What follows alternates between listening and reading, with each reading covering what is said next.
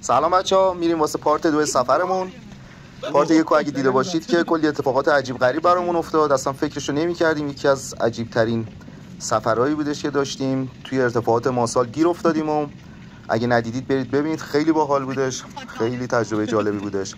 الان بعد از اون سختی‌ها و مصیبتایی که کشیدیم داریم میریم پایین با این ویو خفن سمت تالش و یه ویلای مشتی درست حسابی گرفتیم با جکوزی و همه امکانات. بریم یه ذره استراحت کنیم و ریلکس کنیم و ببینیم در ادامه قراره چی برامون پیش بیادش. روز اول که فقط از ماشین لباسشویی و جکوزی و حموم و اینا استفاده کردیم، ریلکس، استراحت کامل. الان هم اومدیم ارتفاع بالای ویلا، خیلی جای باحالیه، ویو خفن، خیلی باحاله، جاتون خالی. و فردا باید اینجا رو تحویل بدیم. خب ویلای قشنگمون رو تحویل دادیم، تصمیم گرفتیم بریم سمت گیسوم 3 شب اونجا بمونیم و بقیه مسافرتمون رو از اون ور ادامه بدیم. هنوز جایی اجاره نکردیم، میخوایم بریم ببینیم چی پیش میادش و اتفاقی ناگوار میفته. یکی از بچه‌ها ماشینش باسنش رو میذاره زمین. به این صورت خدا رو شکر تو جاده این اتفاق افتادش و این اتفاق کل برنامه سفرمون رو عوض میکنه. یه 3 ساعتی علف شدیم تا کفی اومد و ماشین رو ببره و ماشین باید بره رشت نمایندگی و ما حالا باید دنبال جا بگردیم اطراف رشت تا شب اونجا بمونیم. ما افتادیم تو گوگل بگرد یه جای باحال پیدا کردیم وسط تالاب انزلی. زنگ زدیم گفتیم آقا جا داری؟ گفت بله. گفتیم چجوریه؟ گفت با قایق باید ببرمتون وسط تالاب. تا گفت قایق همه بچه‌ها گوششون تیز شد. قایق وسط تالاب 3 شب، عجب تجربه‌ای، چرا که نه. خلاصه خودمون رو رسوندیم اسکله مربوط بهش و یه اکیپ رفتیم خرید و آب و مواد غذایی و خوراکی و فلان. اومدیم همه تا برسیم جمع کنیم خودمونو. شب شده بود و یه ذره فضا مخوف و کلا استرس هم داشتیم و خلاصه بریم ببینیم چی پیش میاد. خیلی هیجان زده ایم هممون. یه چیزایش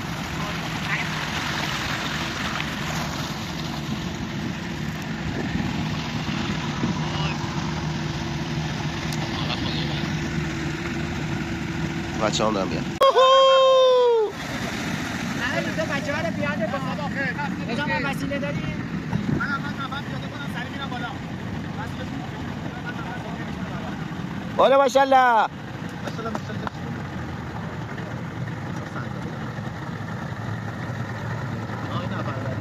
است یارو گفت اوکیه، یارو گفت اوکی.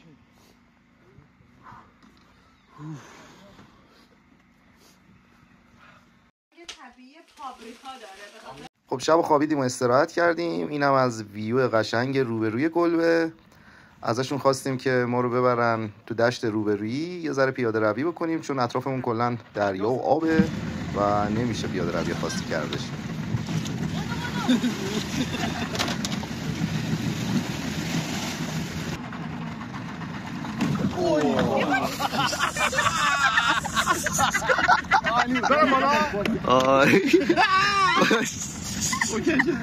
یا خوش حالتی دیدی عالی بچه گاویش واه حمله کنی اصلا بگو بهت حمله نکنی. آقا اگه امان نسایی چیزی میخواین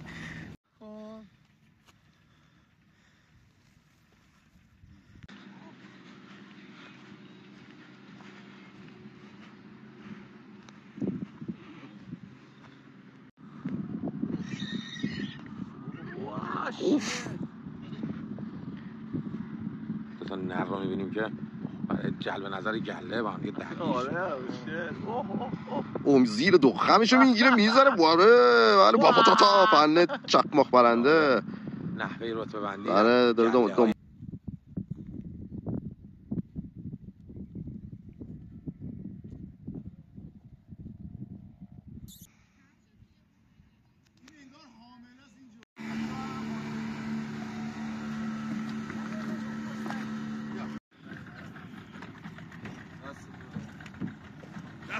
روز دوم شدش، داشتیم خوراکی کم می‌آوردیم. یه سری بچه‌ها رفتن شهر خرید، ما مونده بودیم. حوصله‌مون سر رفته بود سر اینکه کدوم قایق با اون بای بای میکنه شرط می‌بستیم.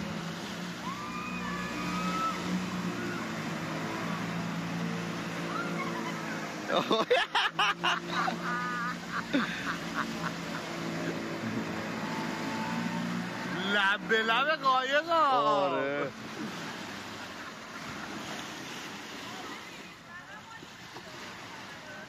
بیا حال کردینا. یه شهر بازی هم رفتین و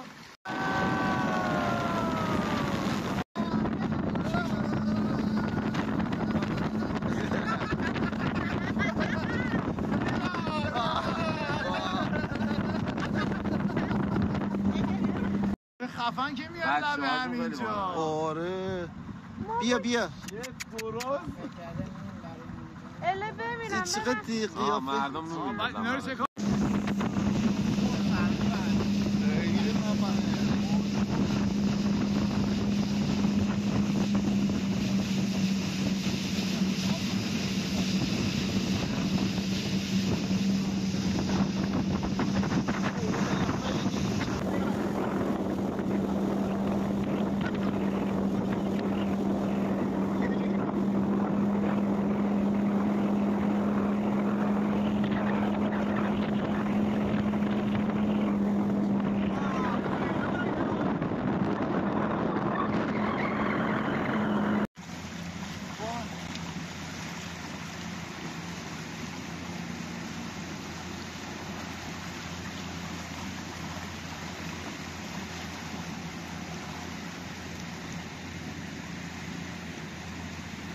هرچی از انرژی و حال و هوای تالاب و مرداب بگم بهتون کم گفتم.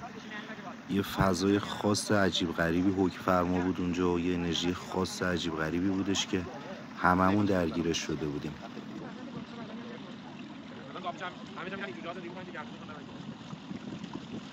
خیلی خفن این صحنه.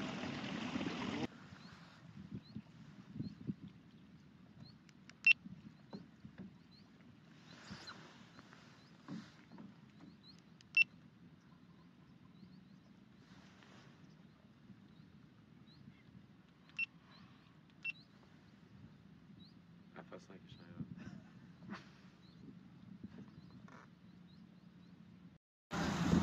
همه در منتظر. آره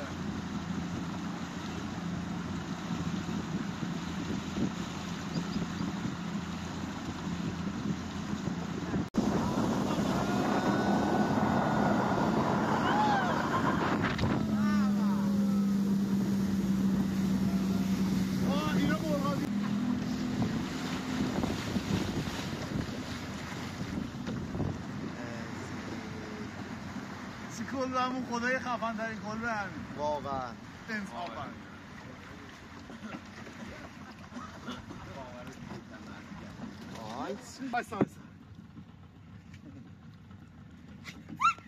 دیدی کار خدا رو دیدی؟ بیا.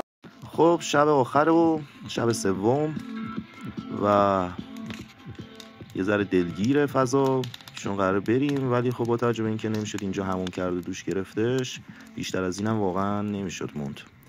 سر و بدنمون یه ذره با آب معدنی اینا شستیم، ولی خب به هر حال هیچی حموم نمیشه. هر چقدر جا قشنگ باشه نمیشه از حموم گذشت. واقعا این شرط مهمیه.